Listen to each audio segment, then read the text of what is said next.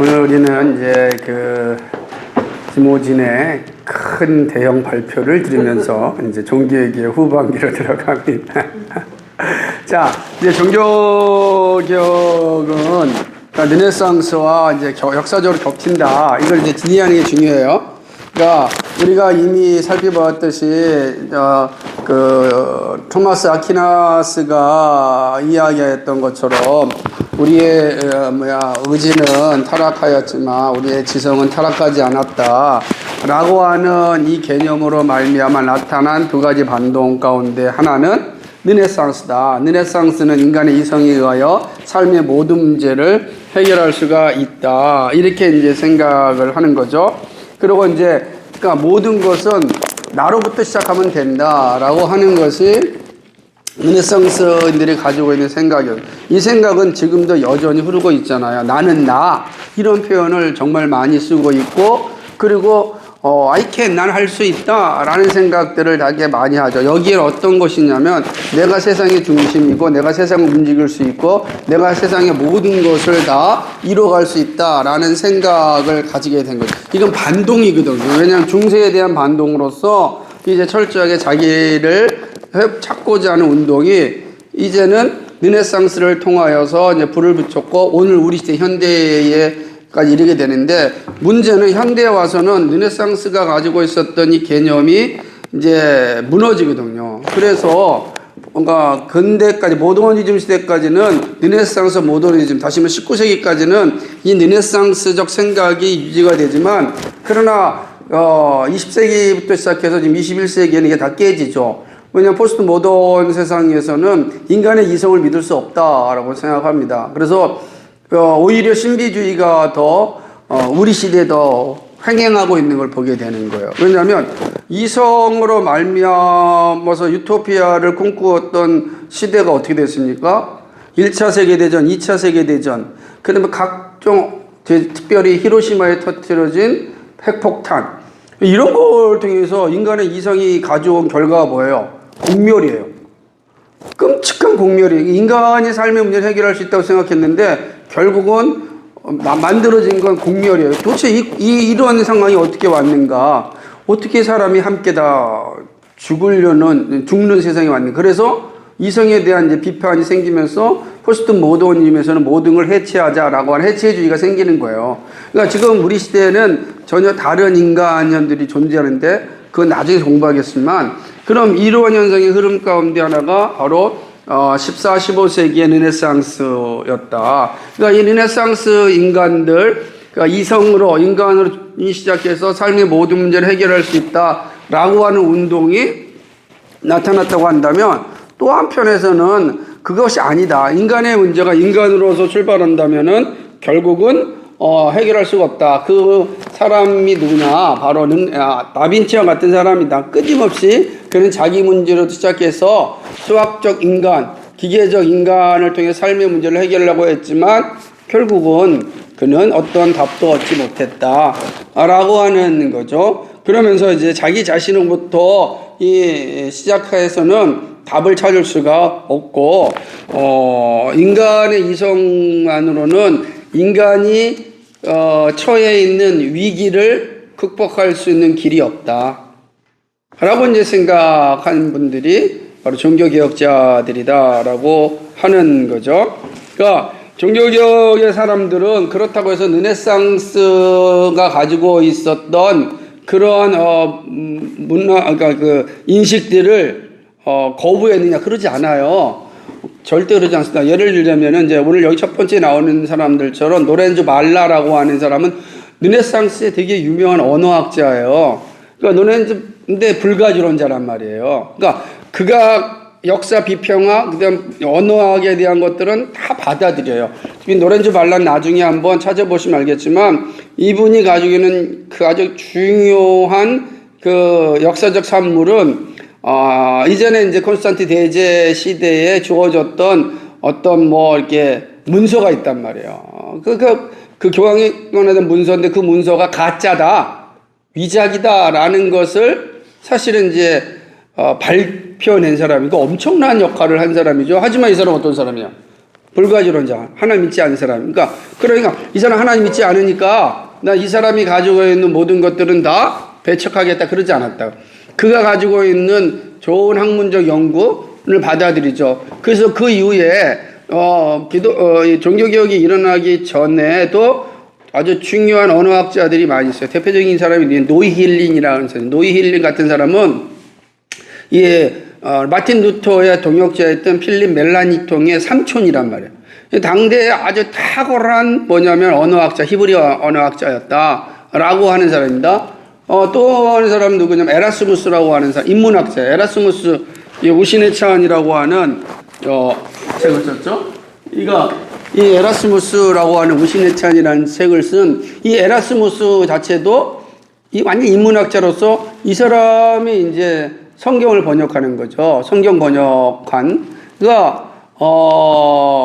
그리스어에서 이제 성경을 이제 번역한 그런 어떤 사람이란 말이에요. 그러니까 인문학자로서의 누굽니까? 에라스무스의 역할은 너무 컸고 이 영향은 종교개혁자들에게 다 미쳤습니다.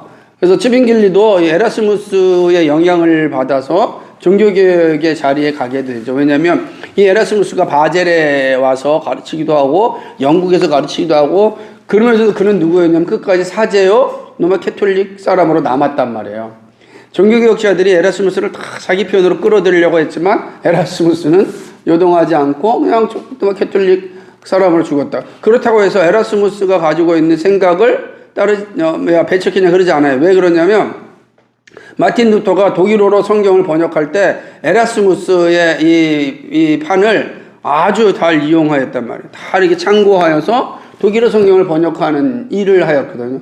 그러니까 종교개혁자들은 그들이 가지고 있는 일반 은총론적인 어떤 그런 좋은 재질들을 배척하지 않았다. 이 사람이 로마 캐톨릭이요? 이 사람은 불가지론자니까 저 사람이 가지고 있는 학문적인 것도 우리는 쓸모가 없다. 쓰레기처럼 여기겠다. 그러지 않았다라는 거예요. 그러니까 그런 모습들을 이제 가지고 있는 것을 이제 보게 되는 겁니다. 그래서 특별히 노렌조 말라 같은 이 대표적인 언어학자지만, 아주 로마 캐톨릭을 향하여서 아주 매우 중요한 역사적 비평을 했던 사람입니다. 이분의 학문적인 업적을 종교개혁자들은 다 받아들였다라고 하는 것이죠. 그러니까 종교개혁자들의 핵심이 뭐냐면, 그러니까 르네상스 사람들이 추구하였던 방법으로 자기와 삶과 삶의 문제를 해결하려고 하지 않았고, 오히려 초대교회로 돌아가서 초대교회가 추구하였던 말씀을 통하여 삶과 자기의 문제를 해결할 수 있다라고 하는 방향으로 간 거예요. 그러니까 방향이 다른 거지. 그래서 성경으로 시작할 때 우리의 삶의 문제를 진실로 해결할 수 있다. 이렇게 본 것이 종교개혁자들의 핵심이었다라고 하는 거죠. 왜 그렇게 됐냐면 종교개혁자들이 보니까 도대체 왜 로마 캐톨릭이 이렇게 되었을까 생각해 보세요. 내가 1000년 동안 거기에 젖어 있으면 1000년 전의 생각을 하겠어요, 못 하겠어요? 못 하는 거예요. 일반 사람들은, 여러분, 우리 조선 500년이에요. 그렇죠? 조선조 500년. 조선조 초의 삶과 오늘 우리의 삶은 엄청 차이가 있잖아요. 근데 우리가 오늘 살면서 조선 초의 삶을 생각하지 않잖아. 마찬가지로 중세 1000년을 살았던 사람들이 1000년 전에 생각을 하지 않는 거예요. 그런데 루터가 보니까 이게 도대체 성경과 지금 교회가 가르치는 게 달라. 그럼 언제부터 달랐는가? 그럼 앞선 사람이 잘못했는가? 앞선 사람 찾아가 보니까 어떻게 되는 거예요? 언제부터 교회가 왜곡되었는가를 발견하게 되는데, 초대교회, 적어도 1세기부터 5세기까지는 교회가 성경의 중심으로 세워진 교회였어요. 대표적으로 이번에 이제 베로나라고 하는 곳을 갔는데, 그냥 사람들은 다 관광지니까 갔지만, 베로나는 매우 중요한 곳인데, 뭐냐면, 거기에 처음으로 교회를 세웠던 사람이 아타나시우스, 우리가 가지고 있는 우리의 신앙 고백의 그 선배였던 아타나시우스가 교회를 세우고 조난가 그런 분이에요. 그리고서 그분이 그 당시에 일어났던 아리우스라고 하는 이단들, 삼위일체를 부정하는 아리우스파들과 싸우면서 거기에 교회를 세운 거예요. 그게 그 당시에 밀라노에는 바로 성 어거스틴의 선생이었던 암브로시우스가 같이 이제 교회를 세웠다. 그러니까 요 시기 암브로시우스, 성 조나라고 하는 요 시기 이게 5세기란 말이에요. 5세기. 그러니까 이때까지만 해도 교회는 어땠어요? 건강했다고. 그러니까 초대교회를 최 늦으면 5세기고 가까이 가면 1세기, 2세기니까 2세기를 가게 되면 모든 교회들이 왜곡되지 않았단 말이에요. 성경에 대해서 바르게 살고 있었는데 언제부터 이 문제가 생겼는가? 보니까 6세기, 7세기부터예요. 그러니까 6세기, 7세기부터 왜 교회가 이렇게 왜곡되었는가 볼 때 우리가 살펴보았듯이 그게 바로 정치와 결합되면서 샤를마뉴로부터 교회가 돈을 받고 땅을 받고 권력을 받으면서 타락하기 시작한 거예요. 돈이 있고 땅이 있으니까 뭐가 생겨요? 권력이 생기는 거지. 권력이 생기니까 성경이 중요한 것이 아니라 권력이 중요한 거예요. 성경의 삶이 앞선 것이 아니라 권력. 돈이 많으니까 어떻게 돼요? 화려하게 짓는 거예요. 어제 우리가 에스더서를 공부하면 했는데 금요일날 저녁에 그때 당시 아하수에로 왕 때 크세스 왕 때 가장 큰 부자였단 말이에요. 페르시아 제국이. 그러니까 어마어마한 잔치를 벌이고 어마어마한 궁전을 줘요. 지금 그 에스더에서는 수상궁이 나오지만 그러지 않고 펄립세르 궁전인가? 그 궁전은 진짜 세계사에서 정말로 둘째가라며 서러울 정도로 어마어마한 궁전을 짓는 거예요. 그러니까 돈이 있으면 그 화려한 궁전을 짓는 거죠. 그러면 6세기 이전에 교회들이 그랬는가? 아니에요. 맨날 핍박받고 그랬으니 교회가 또 어디 있었어요? 토굴에 있었다니까. 카타콤? 토굴에 있었는데 거기에 무슨 화려한 교회가 있겠어요. 그런데 이제 313년에 이제 그 교회가 해방되어지고 콘스탄틴 황제와 결탁을 하고 그러니까 나중에 샤를마뉴를 통하여서 이제 11조 의무화시키고 그 다음에 교황령 받고 이러면서 교회에 돈이 어마어마하게 많아지는 거예요. 어마어마하게 많아진 돈으로 한 게 뭐예요? 이 짓 한 거예요.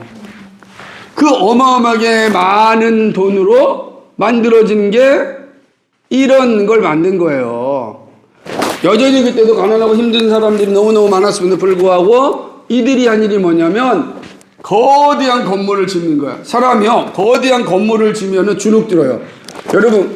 여러분은 우리 교회 들어오면서 막 주눅 들고 뭐 그런 말 없잖아. 천장도 낮고 보이는 게 별로 썰렁하니까 긴장이 안 들죠. 그럼 여러분 보세요. 유럽의 성당을 들어가면요 어마어마하게 높은 고에다가 화려한 거에다가 금으로 장식되어 있고 웅장하니까 사람들이 가면 주눅 들어요. 있고 무슨 말 하면 괜히 안 될 것 같고 그런 거예요. 거기에 또 막 위대한 자기 성인들이라고 해가지고 무덤들이 딱 있으니까 정말로 막 경건해지게 되는 거야. 자기가 작아지는 거예요. 자기가 작아지면은 그런데 그 큰 성당의 주인이 누구예요? 신부들이란 말이에요. 추기경이고 그럼 그 사람들 앞에서 사람들이 어떨까요? 고개가 숙여지는 거지. 작아지는 거예요. 지금도 마찬가지입니다, 여러분. 우리가 작은 교회니까 저랑 이렇게 함께 말씀도 나누고 공부도 하고 나누지. 만약에 지금처럼 어마어마한 큰 교회, 대형 교회 가면은 이런 일이 거의 불가능하단 말이에요. 그러면 마치 못 보는 담임 목사를 어쩌다 한 번 보면 와 마치 연예인 보듯이 그렇게 주눅이 드는 거예요. 그래서 이렇게 만드는 거예요. 크고 넓고 화려하게. 돈이 있으니까. 그런데 놀랍게도 그런 시대에 종교개혁자들이 한 일이 뭐냐면 싹 단순화시켜버린 거예요. 똑같다르게 다 단순화시켜버렸어요. 오직 중심이 뭐다? 말씀이다. 그래서 나중에 사진도 나오고 강의할 때 다시 보여주겠지만 전부 다 뭐죠? 강대상을 가장 높여요. 가는 교회마다 누토교회, 개혁교회는 다 강대상이 가장 중심에 있어요. 위에. 로마 캐톨릭은 제단이요. 얼마나 화려한 제단인지 몰라요. 그리고 14일 고딕 양식에 받침되는데 뭐예요? 꼭대기에 마리아를 다 붙여놔요. 바르셀로나의 가우디가 만든 그 성당, 지금도 짓고 있는 성당, 그죠? 바로 지금 뭐 똑같은 거예요. 고딕 양식으로 마리아 상대에 있다고요. 그러니까 이런 모습들의 차이가 분명하게 이제 나타나게 되는 거죠. 그러니까 종교 개혁자들은 그런 측면에서 분명하게 이 시대와 싸웠다라고 하는 거니까 이 문제는 결국은 초대교회의 왜곡으로부터 왔다. 그러므로 교회를 개혁하는 것은 다시금 초대교회 정신으로 돌아가야 된다라고 하는 거예요. 초대교회로 가는 게 아니라 초대교회 정신으로 돌아가야 된다는 거예요. 초대교회 정신이 뭐예요? 오직 성경이었다. 초대교회는 다른 거 오직 성경에 근거하여서 자신들의 신앙과 교회를 세웠다라고 하는 것입니다. 그렇게 되는 거죠. 그러니까 오케이. 그러니까 결국은 이제 이 종교개혁자들은 르네상스인들이 가지고 있는 생각과 다르게 인간의 이성이 최종적 권위가 아니고 성경이 최종적 권위다. 이거를 이제 주장하였고 우리의 삶의 모든 권위는 오직 성경에 있다라고 이제 이야기하는 것이죠. 그러니까 이 모든 것, 인간의 문제, 삶의 문제, 우주의 문제, 인생의 문제, 어디서 왔는가, 어디에 있는가, 어디로 가는가라고 하는 나의 문제, 나는 어떻게 살아야 될 것인가라고 하는 문제. 그래서 이때 가장 활발하게 나타났던 것도 직업소명설이에요. 그 루터라든지 칼빈이라든지 이런 분들이 직업소명서를 아주 분명히 드러납니다. 중세에는 그런 게 없었어요. 중세는 직업소명서이 어디 있어요? 교회가 다 하나인데. 근데 이때 비로소 와서 직업소명서이 생긴 거예요. 모든 직업에는 전혀 없고 직업의 목적만 있는 거예요. 죄 짓지 않는 직업이라는 건 다 하나님의 나라를 위한 것이고 그 직업은 자기의 문제를 해결하기 위해서 하는 것이 아니라 하나님의 나라를 세워가는 일부분이라는 거예요. 내가 직장을 해서 있는 그 시점이 커다란 하나님의 나라의 한 점을 만들어가는 거예요. 이게 얼마나 위대한 일입니까? 그러니까 왜냐하면 이 점이 빠지면 하나님의 나라 완성됩니까? 안 됩니까? 점이 빠진다면 모자이크를 생각해 본다면 모자이크가 아니라 뭐죠 이거? 아니 이거 막 붙이는 거? 픽셀. 그러니까 픽셀을 그 뭐라 그래요? 퍼즐.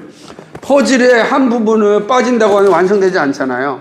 그러니까 이 직업이라고 하는 것이 내가 가지고 있는 직업이 한 부분의 퍼즐을 만드는 거예요. 그러니까 이때부터 이제 사람들이 자기 직업에 대한 자부심을 갖게 되고 자기 직업에 있어서 전문가적으로 준비되는 게 되는 거예요. 그러니까 이런 것이 이제 왜냐하면 성경을 통하여서 드디어 이제 알게 되는 거죠. 성경을 통하여서 성경이 우리에게 각자의 은사와 재능을 줬구나 라는 것을 알게 되는 거. 이 재능은 우리가 1달란트, 2달란트, 5달란트 있는 것처럼 하나님이 우리에게 원하시는 것은 바로 이런 달란트를 가지고서 살아가는 거다. 그러니까 달란트는 남기는 거잖아. 하나님 나에게 주신 달란트를 남겨야 돼. 그러려면 어떻게 살아야 돼? 열심히 살아야 돼. 그리고 열심히 사는 것뿐만 아니라 달란트가 남겨지려고 한다면 뭐 하죠? 죄 지면 안 돼. 죄 짓는 순간 그 달란트는 다 사라지는 거지. 그죠? 여러분이 아무리 열심히 해서 직장을 해서 사업을 가진다 할지라도 그 불법을 했다고 하면 어떻게 돼? 한순간에. 다 사라지는 거예요. 그러니까 직업설명서에 분명해지는 거예요. 그러니까 이게 이제 종교개혁자들이 삶의 문제를 찾는 방법을 이제 성경을 통하여서 얻게 되는 것이죠. 그러니까 인간은 존재하신 하나님뿐만 아니라 인간이 이해할 수 있는 방식으로 말씀에 오신 하나님을 필요하다. 이거를 이제 알게 되는 거죠. 그래서 프란 셰퍼가 쓴 책 중에 하나가 뭐냐면 거기 계시며 말씀하시는 하나님. 그러니까 하나님 어디 계세요? 여기 계셔. 근데 그 하나님 우리에게 말씀하신다. 그러니까 우리의 삶의 문제는 왜 그러냐면 우리의 삶의 문제가 단순하게 먹고 마시는 문제가 해결된다면 그 사람의 인생이 완성된다면 다 그래야 되겠지. 근데 그게 완성되는 게 아니거든. 사람이 모든 것을 채워지면 그 다음에 어떻게 하겠습니까? 두 가지로 나타나. 하나는 죄 짓든지 하나는 선한 일을 하든지. 돈 있는 사람들이 마지막에 가자는 게 뭐예요? 죄 짓든지 아니면 정말 선한 일 하든지. 그러니까 내가 어떤 기준을 가지고 있느냐에 따라서 죄 짓는 자리에 갈 것인지 아니면 선을 행하는 사람 자리에 갈 것이니까 다 빨라지는 거지. 그럼 왜 죄 짓을까요? 삶의 의미를 발견하지 못하니까 그냥 그 권력과 부를 가지고 자기의 삶을 그냥 엔조이 하다가 끝내버리고 마는 거야. 거기에만 의미가 있으니까. 의미가. 근데 얼마나 살겠어요. 얼마나. 그러니까 그런 것들은 이제 이 종교개혁자들을 통해서 알고 있는 거죠. 그러니까 종교개혁자들은 성경이 가르치는 모든 것을 하나님의 말씀으로 받아들였어요. 솔라 스크립투라가 있는 오직 성경이라고 하는 생각을 가진 거죠. 그래서 종교개혁자 생각이 뭐냐면 교회의 권위가 있고 성경의 권위가 있는데 두 권위가 같은 권위다 그렇게 생각하지 않아요. 교회의 권위가 있고 성경의 권위가 있으면 성경의 권위가 우선순위인 거예요. 성경이 모든 것이 우선이 되는 거예요. 그래서 마틴 루터가 그리스도인의 자유라고 하는 책을 쓰면서 우리의 자유는 오직 성경에 있는 거다. 교회와 성자와 그 다음에 교회 공의에는 뭐 할 수 있다? 오류가 있을 수 있다. 그러나 성경은 오류가 없다. 포럼스웨이에서 그 루터가 한 말 가운데 하나가 이거예요. 교회와 교회 공의에는 오류가 있을 수 있지만 성경의 증언은 오류가 없다. 야, 이거 어마어마한 거죠. 그러니까 이러한 고백을 통하여서 사실은 이 종교개혁자들은 성경으로 이제 돌아가는 거죠. 그러므로 이들이 이제 종교개혁자들이 한 일이 뭐냐? 이제부터 왜냐하면 14세기, 15세기에 르네상스가 일어나고 인본주의자들의 어떤 운동이 강해지면서 교회 안에도 인본주의가 많이 들어왔잖아요. 그러니까 르네상스인데 아니 종교개혁자를 볼 때는 중세의 이 사고도 문제지만 교회 안에 들어온 인본주의도 문제니까 이 종교개혁자의 때 한 일이 뭐냐면 교회에 들어와 있는 비성경적인 로마 캐톨릭 요새를 없애고 교회에 들어온 인본주의자들 생각도 없애야 된다는 거예요. 그래서 인본주의는 모든 것의 중심이 인간이다. 하나님은 없다라는 거예요. 이거는요, 오늘 우리 시대도 되게 중요한 겁니다. 뭐냐면, 오늘 우리 시대는 극우와 극좌로 갈라져 싸우고 있잖아요. 교회 안에서도.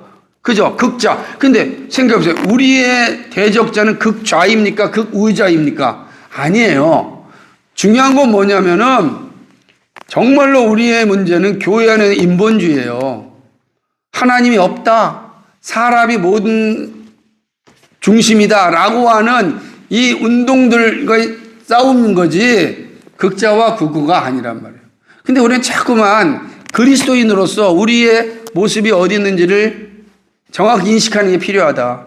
이게 바로 오직 성경, 솔라 스크립타라고 하는 이 고백이 여기서 나타나는 거죠. 그럼 여기 보면 여기까지만 할 텐데요. 그 한번 여러분 보게 되면은 솔라 스크립타라 다음에 한번 읽어볼까요? 수년 동안 써 있죠. 네. 그죠? 그 몇 페이지죠? 116페이지. 네, 116페이지 첫 번째 단락 한번 읽어보겠습니다. 시작. 수년 동안 자라다 1500년 완전히 발전된 인본주의적 사상이 침투했던 방식은 다시 검토할 가치가 있다. 첫째로 교회의 권위가 성경의 권위와 같게 되었다. 둘째로 구원을 위해 그리스도의 사역에 인간의 공로의 요소가 강하게 부각되었다.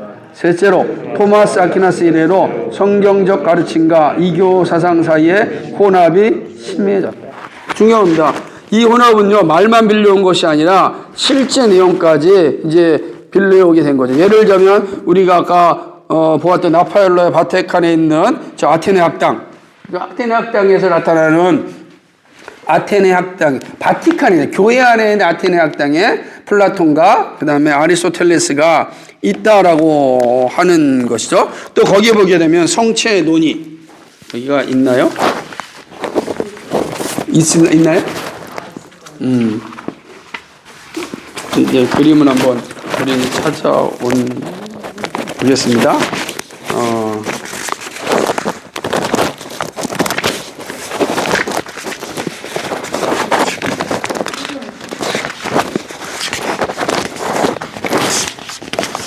맨 뒤부터 왔군요.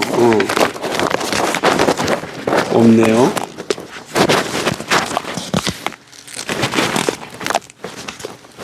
없습니다. 안타깝게도.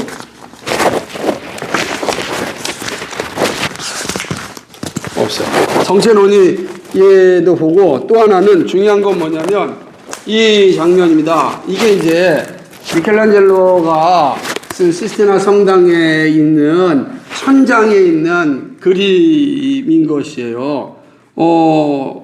되게 중요한 그림이고 여기 이제 잘 뽑아왔는데 이게 천장화 미켈란젤로의 여기 있구나. 성체에 대한 논의, 라파엘로의 논의 이 그림입니다. 네, 다시 한번 보도록. 예, 찾아서 죄송합니다. 찾아놨는데 이게 이제 라파엘로의 성체에 대한 논의고 그리고 이제 이게 미켈란젤로의 천정화예요, 성당. 근데 왜 이게 의미가 있냐면, 재밌는 것 중에 하나가 뭐냐면, 이